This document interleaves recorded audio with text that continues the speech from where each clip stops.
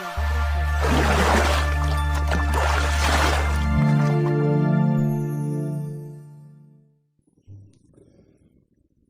Assalamualaikum warahmatullahi wabarakatuh, pemirsa Ekstradisi Channel dimanapun berada. Semoga pemirsa Ekstradisi Channel senantiasa sehat selalu, murah rezeki dan panjang umur. Amin ya robbal alamin. Pemirsa, di episode kali ini kami akan menceritakan kisah nyata horor sekaligus pengalaman yang sangat memilukan yang dialami Bu Popi dan suaminya. Sebelum ke ceritanya, kami mohon dukungan, like, share, dan juga subscribe agar channel kami bisa berkembang. Dan inilah ceritanya.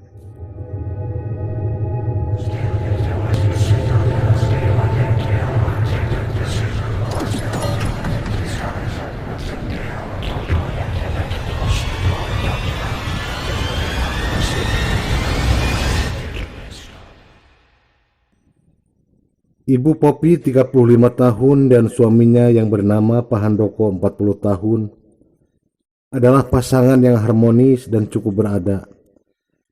Karena dua-duanya bekerja di instansi pemerintahan di kota Bandung. Dari hasil pernikahannya mereka dikaruniai seorang anak laki-laki berusia 17 tahun dan bernama Arpan. Bu Popi dan Pak Handoko sangat menyayangi Arpan, anak sematawayangnya. Pada suatu hari, Arpan dan teman-teman sekolahnya merencanakan menghabiskan liburan ujian akhir semesternya ke pantai Pangandaran. Lalu Arpan pun minta izin sama orang tuanya. Awalnya Ibu Popi tidak mengizinkan Arpan untuk liburan ke Pangandaran, apalagi untuk waktu 5 hari. Waktu 5 hari bukan waktu yang sebentar menurut Bu Popi, karena Bu Popi belum pernah berpisah atau berjauhan dengan anaknya.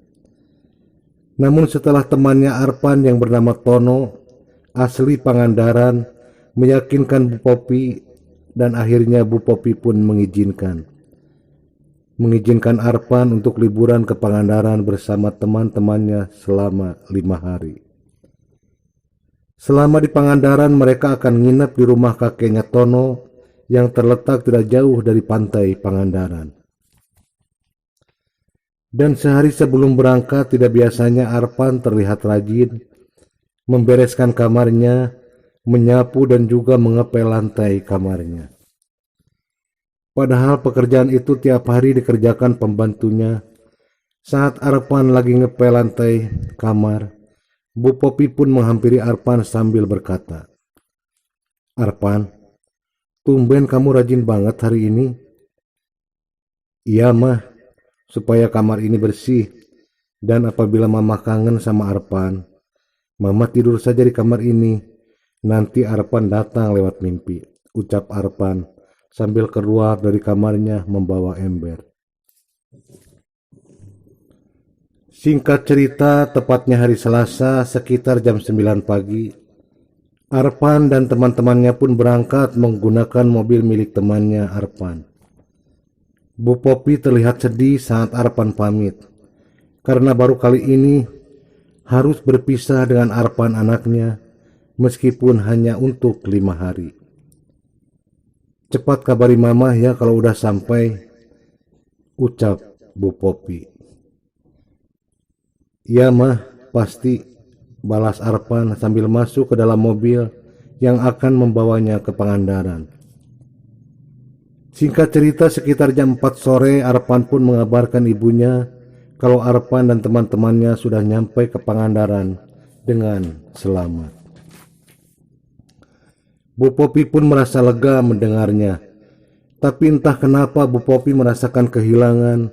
Rumah terasa sepi tanpa ada Arpan di sampingnya. Kadang Bu Popi duduk di kamar Arpan sambil memperhatikan foto Arpan yang terpampang di dinding kamar. Singkat cerita, keesokan harinya sebelum berangkat kerja, Bu Popi menghubungi Arpan lewat handphonenya. Dan Bu Popi menyarankan Arpan untuk berhati-hati dan jaga diri selama di Pangandaran. "Demi keselamatan," ucap Bu Popi sambil menutup teleponnya. Waktu pun berjalan, sekitar jam 8 malam Bu Popi dan Pak Handoko kedatangan tamu kantornya. Mereka pun ngobrol di teras rumah diselingi candaan sampai jam 10 malam. Dan saat mereka asik ngobrol, tiba-tiba dari arah pintu pagar muncul Arpan dan berjalan ke arah mereka. Bu Popi kaget campur senang karena anaknya sudah pulang. "Alhamdulillah kamu sudah pulang, Arpan," ucap Bu Popi dengan nada senang. "Iya, Mah," ucap Arpan dengan nada datar. "Syukurlah," ucap Bu Popi lagi. "Mah, aku capek mau istirahat," ucap Arpan lagi sambil masuk ke dalam rumah. "Ya sudah, istirahat di kamar," ucap Bu Popi. Malam pun berjalan dan tamu pun pulang. Waktu sudah menunjukkan jam 11 malam. Sebenarnya Bu Popi kangen sama Arpan dan ingin menanyakan keseruannya di Pangandaran. Bu Popi berpikir, bukankah rencana mereka di Pangandaran itu 5 hari? Tapi baru 2 malam Arpan sudah pulang. Bu Popi ingin menanyakan hal itu, tapi kasihan, Arpan sedang istirahat, pikirnya. Dan Bu Popi pun memutuskan untuk tidur dan masuk kamar.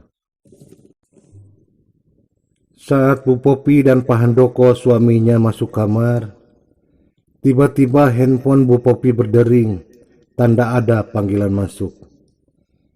Bu Popi pun mengangkat panggilan itu yang ternyata dari Arpan. "Ada apa, Arpan?" "Kamu makan dulu, nanti lanjutkan tidur," ucap Bu Popi. "Maaf Bu, ini bukan Arpan. Ini temannya Arpan Bu," ucap seseorang di telepon tersebut. Bu Popi merasa bingung, bukankah Arpan tadi pulang sendiri? "Maksudnya apa ya?" tanya Bu Popi. "Bu, mohon maaf, aku mengabarkan kalau Arpan meninggal Bu, karena terseret ombak," ucap orang tersebut dengan nada bicaranya yang tersenggal-senggal. "Ah, kalian bercanda apa sih? Arpan sedang istirahat. Kok HP Arpan ada di kalian?" tanya Bu Popi sambil bercanda juga.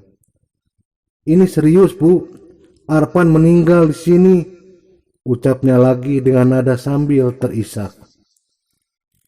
"Sudah ya, kalian jangan ngerjain ibu. Ibu ngantuk, mau istirahat dulu," ucap Bu Popi sambil menutup teleponnya. Tapi handphonenya Bu Popi terus berdering. Bu Popi mulai penasaran dan keluar dari kamar dan mengetuk pintu kamar Arpan. Bu Popi pun mengetuk pintu kamar tersebut sambil memanggil, "Arpan, Arpan, bangun dulu sebentar nak," panggil Bu Popi sambil mengetuk pintu kamar Arpan. Saat itu pembantunya yang bernama Ningsi menghampiri Bu Popi. "Bu, bukankah Arpan masih di Pangandaran?" ucap Mbak Ningsi. "Arpan sudah pulang kok, dia sedang istirahat di kamar," ucap Bu Popi. Lalu Mbak Ningsih mencoba membuka pintu kamar Arpan. Bu Popi sangat kaget melihat kamar Arpan kosong dan masih rapi. "Arpan kemana?" tanya Bu Popi mulai panik. "Tadi jam 10 dia pulang dan langsung masuk kamar, tapi sekarang dia tidak ada," ucap Bu Popi dengan sedikit panik. "Tapi Bu, aku dari tadi nonton TV di sini, tidak melihat Arpan Bu," ucap Mbak Ningsih. Bu Popi langsung mengambil handphone yang tidak berhenti berdering. Lalu Pak Handoko yang mengangkat panggilan dari nomor Arpan anaknya. Dan ternyata benar Arpan meninggal di Laut Pangandaran. Sekitar jam 9 malam Arpan dan 3 temannya berenang. Dan tiba-tiba ada ombak besar menggulung mereka. Ketiga temannya selamat, namun naas Arpan terseret ombak tersebut ke tengah. Dan jasadnya baru diketemukan sekitar jam 11 barusan. Bu Popi shock dan pingsan. Pak Handoko menangis sejadi-jadinya dengan musibah yang dialaminya. Dan ternyata arwah Arpan pulang ke rumah duluan, sementara jasadnya masih terombang-ambing di lautan. Inna lillahi wa inna ilaihi raji'un. Semoga Arpan ada dalam dekapan kasih sayang Allah Subhanahu wa Ta'ala. Amin. Nah, pemirsa, itulah kisah nyata pilu yang dialami sepasang suami istri asal Bandung yang ditinggalkan mati anak kesayangannya. Selamat bertemu kembali di kisah nyata horor berikutnya dan tetap di Ekstradisi Misteri. Wassalamualaikum warahmatullahi wabarakatuh.